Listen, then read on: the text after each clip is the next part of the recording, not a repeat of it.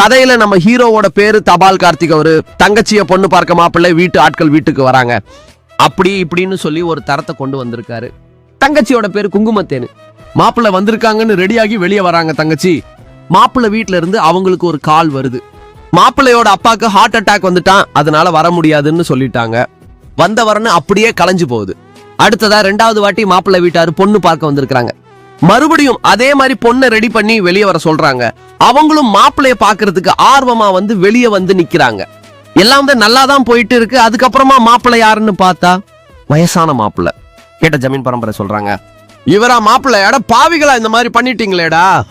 இந்த வரணும் சரியா அமையல. இந்த வாட்டியும் பொண்ணு பயங்கரமா டென்ஷன் ஆயிட்டாங்க. அண்ணன் ஒரு வழியா தங்கச்சிக்கு மாப்பிள்ளை பார்த்தாச்சு, அதுவும் நல்ல சம்பந்தம்னு வீட்டுல சொல்லிட்டு இருக்காரு. தங்கச்சி, இந்த வாட்டியாவது எல்லாம் கரெக்டா நடக்குமா அண்ணன்? கண்டிப்பா எல்லாமே சரியா நடக்கணும் அண்ணன் சொல்றான். மாப்பிள்ளை பொண்ணை பாக்குறதுக்கு வந்தாச்சு. வந்திருந்த மாப்பிள்ளைக்கும் மாப்பிள்ளை வீட்டாருக்கு பொண்ணை பிடிச்சு போச்சு. பொண்ணை மட்டும் கொடுத்தா போதும், மகாலட்சுமி மாதிரி வீட்டுக்கு வந்தா மட்டும் போதும்னு சொல்லிட்டாங்க. தாம்பலத்தையும் மாத்தியாச்சு. ஜவுளி கடைக்கு போயிட்டு நகையெல்லாம் எடுத்தாச்சு. கையோட ட்ரெஸ் எடுத்துட்டாங்க. வேற என்னங்க, டைரக்டா மேரேஜுக்கு போறாங்க. கதையில எல்லாமே நல்லபடியா தான் போயிட்டே இருக்கு. எதுவும் வரலன்னு பார்த்தா கல்யாணம் நடக்கும்போது ஒரு அலப்பறை கூட்டியாச்சு. மாடு அப்படியே கல்யாண மண்டபத்துக்குள்ள வந்துட்டு ஒரு கத்து கத்தும். அங்க உள்ளவங்க எல்லாரும் தெரிச்சு ஓடிறாங்க. ஒரு வழியா தங்கச்சிக்கு கல்யாணம் பண்ணி வச்சாச்சு. இனிமே ஹீரோவோட கதை என்னன்னு பார்ப்போம்.